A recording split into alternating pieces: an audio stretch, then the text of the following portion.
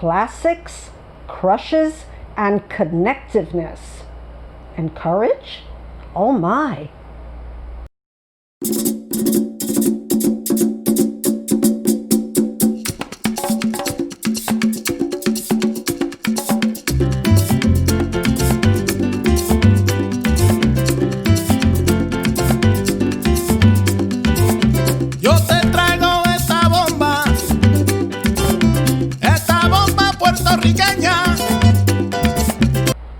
Aloha and welcome back to my channel. I'm Marilyn Mendoza, the self-proclaimed baby boomer booktuber. And today we're talking about a lot of things, but we're talking about classics. Why do I read classics? Well, I don't anymore. I stopped reading classics a while back, but when I got back into booktube, I should say, when I started my booktube channel, I noticed that other creators were really into the books that I used to read. So I decided to join them and read and reread classics. I have a funny story about why I like D.H. Lawrence. And it has to do with a PBS special or a PBS play that I saw in 1976, right before I came to Hawaii. It was a play called The Widowing of Mrs. Hollyroid. Now, I don't even want to show you this book because I'm so angry about how they did this, and I'll talk about that later. But in the play, it's basically D.H. Lawrence's life story.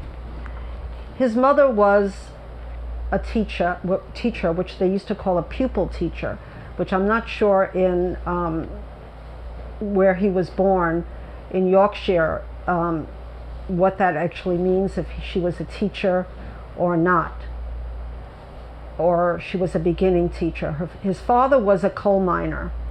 And in this book that was based on the short story An Odor of Chrysanthemums, which is in this book, The Prussian Officer and Other Stories.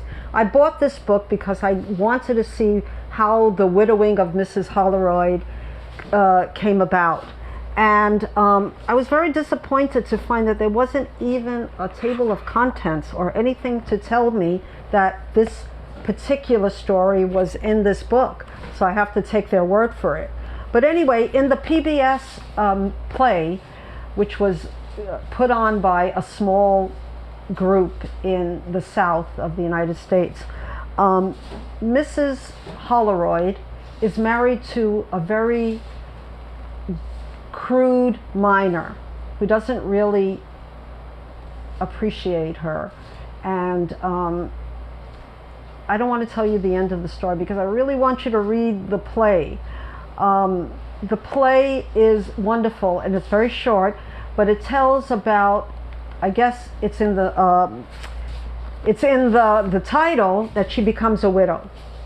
But there's so much more than that. The words are, the prose in this were so wonderful that many contemporaries of his time were blown away by this play. Anyway, I started reading. After I saw this, I went into all his other plays, all his other books, except for Lady Chatterley's Lover, which I haven't gotten to yet. I wanted to read more about his past, and so I'm reading or rereading now Sons and Lovers, which is one of his masterpieces. And it's about Paul Morell, which is really him, and his family. The father is a miner, the mother is a woman of culture, and he wants to get away from them eventually, and he does. But it's basically his life story. In fact, a lot of his books are basically his life story, and he had a very interesting story. Which comes to the fact that I wanted to talk about today, which was crushes. Did you ever have a crush on an author Well, I had a crush on D.H. Lawrence after seeing the play on TV and also reading his books. Okay, I have to say also, he's easy on the eyes as well, or he was easy on the eyes, or he was my type. But I found that I am very prone to crushes on authors. After the Beatles and my big crush on Paul McCartney, I started getting crushes on authors. There's another author named Pico Iyer who wrote Video Nights in Kathmandu and The Lady and the Monk. And I wrote reviews on these on my Goodreads. So if you want to check it out, it's down below in the subscription box. But anyway, so the books why I'm mad at this book? Okay, I'll tell you why. I bought this book from Amazon thinking that it's going to be a normal looking book. And when I got this, I said, what is this? It's so cheap. It's only has the title. There's no pictures. There's really nothing on it. Even the printing is not good. And I looked it up, and it's 100 years old. So basically, when a book is 100 years old, anybody can just print it and sell it with CreateSpace, which is a publisher that's an Amazon publisher. Anyway, I was really angry because it wasn't very clear that this wasn't a regular book, but it was somebody just wanting to make a few bucks, which I have nothing against people making a few bucks. But let's be a little more upfront about it, Amazon, okay? All right, so the 3 books that aren't Victorian novels are The Widowing of Mrs. Hollyroid, which I just spoke about, and it's very short, and I really felt I wasn't very romantic at the time, and there's a romance in this short play, and the words are so beautiful that at 25 years old I was just began to have this crush on D.H. Lawrence, and went on to read his many books. And I started reading his poems too, because he was a wonderful poet. Okay, I can't talk much about the Prussian officer and other stories, except that they are also by D.H. Lawrence and about different subjects, and I'm looking forward. Hopefully on my wrap-up I'll have more about that. And of course, Sons and Lovers, which I'm going to reread. I enjoyed it immensely, and it's basically an autobiography of the author. All right, now we come to Victober, and I did get one book about Victorian life, and this is by Anne Bronte. I haven't had the pleasure of reading Anne Bronte, though I've read her sisters, and I've read, Jane Eyre and The Wuthering Heights, and I plan to reread both of those. But I didn't even know that there was an Anne Bronte. And what I know about this book is that it's about Anne Bronte's life, another autobiography in a way, because Anne Bronte was a governess, and that was the only decent kind of job for a woman without means, marriage, or money in those days. And I heard it's more like an Oliver Twist, in the sense of it's about how she suffers and how Oliver Twist also suffered. Of course, that's a Dickens book, but that's another story. I'm really looking forward to reading a woman's take on the Victorian period that is not maybe as romantic as Jane Eyre. So, but anyway, that's for Victober. I wanted to tell you that I got the book, and that's great. Now we talked about crushes. I also had a crush on Betty Smith when I was young, and a girl crush. Betty Smith was the author of A Tree Grows in Brooklyn, as many people know, but she also wrote many other books. And after I read Tree Grows in Brooklyn for the 10th time, I got her other books from Amazon, and I will talk more about that. But this goes into what I wanted to talk about, which is connectedness. And I have the meaning of connectedness. The state of being joined or linked, and a feeling of belonging to or having affinity with a particular person or group. I think that's why we read.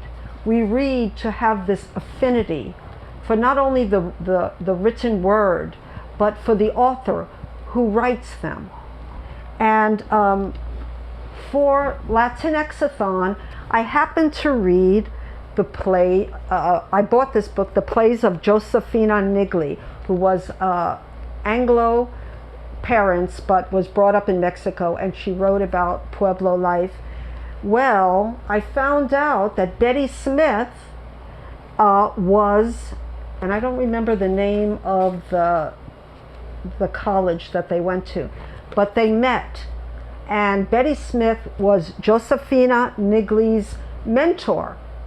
So here's a connectedness that brings me to two authors that I really, well, I had a crush on Betty Smith because in The Tree Grows in Brooklyn and other Betty Smith books, they're taking place in a part of Brooklyn where I was brought up, but not in my particular culture, but yet it was so similar and so interesting to read about the exact place I was brought up in, but yet another time period.